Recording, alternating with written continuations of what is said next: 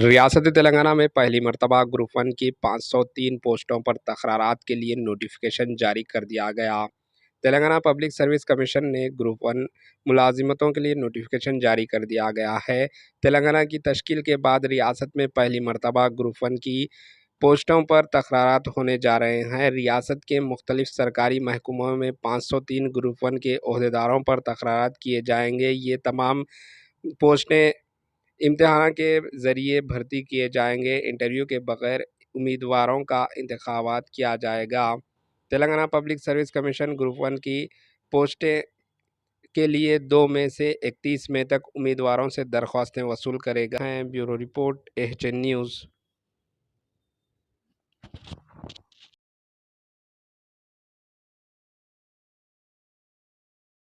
हमारे HN news को subscribe करिए ताकि आपको नोटिफिकेशंस आते रहे वक्त पर।